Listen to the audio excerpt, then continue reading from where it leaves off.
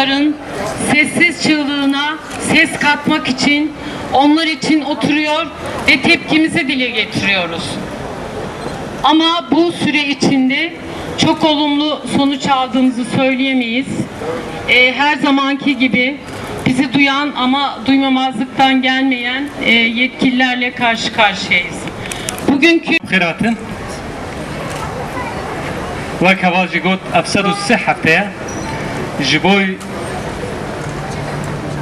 قرتين نخش رونشتن بيكتين لي مخابر حكومة فيان نابيني كرد به لال دبي ناخذن ببين برين هاب ساعتك بيسا كوملا ما چالاكيك بياني جبوي وندايا بيمشاندن ام ايرو قبول ناكن دوما قبول نكر وما پیشجی قبول نکن هر مرنا کوچه دبه دولت برپرسیاره حکومت برپرسیاره وزیر عدالت برپرسیاره او دوزگرن لوا حبسا کو کارت کن و mahpuslar serbest bırakılsın. Hasta mahpuslar serbest bırakılsın. İnsan dönmüş serbest bırakılsın. İnsan dönmüş serbest bırakılsın. Türkiye Devleti'nin de imzaladığı uluslararası anlaşmalara göre özgürlüğünden yoksun bırakılmış olan herkes insanca ve insan kişiliğine, onuruna saygı gösterilerek işlem görür. Tutuklunun koşulları insan onuruna saygıyı sağlamalıdır ve tutukluluk tarafsız bir biçimde ayrım yapılmaksızın uygulanmalıdır demektedir.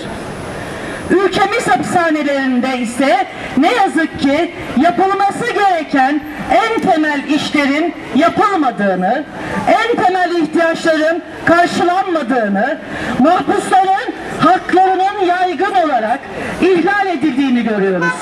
Hasta mahpusa uygun diyet verilmemesi, hastaneye sevklerin yapılmaması, adli tıp kurumu muayenelerinin eksik veya yanlış bilgilerle yapılması, mahpusların hakarete uğratılması, darp edilmesi. Bir mahpus. Bu teşhis Sivas Kapalı Hapishanesi'ndeyken götürüldüğü Sivas Cumhuriyet Üniversitesi Hastanesi'ne konuluyor. Riskli bir ameliyat geçirmesi gerektiği söyleniyor. Ancak bu teşhisi koyan ve ameliyat olması gerektiğini söylüyor. Şeker, hipertansiyon, koroner arter hastası. Gülistan Abdo, Gebze Kadın Hapishanesi, tek bacağı yok. Gülizar Akın, Gebze Kadın Hapishanesi, mide ülseri, yumurtalıklarda kist. Gülşen Çelik, Siirt Et Hapishanesi, zehirli guatr. Halit İzer, ulaşılabilir olduğu Diyarbakır'a değil de başka bir hapishaneye gönderildi. Çok geç olmadan İhsan Gönmüş'ün hastalığı daha fazla ilerlemeden yetkilileri adım atmaya çağırıyoruz. Hasta mahpusların hapishanede olması en temel hak olan yaşam ve sağlık hakkının elinden alınması anlamına gelmemelidir. Halil Geçgel, Mesut Çelebi, Hüseyin Güloğlu, Hamit Tokay, Hamit Turan, Halit İzer, Gülşen Çelik, Gülizar Akın, Gülistan Abdo, Gazanfer Özdemir serbest bırakılsın. Hasta mahpuslar serbest bırakılsın. İhsan Dönmüş serbest bırakılsın. Susma, suça ortak olma.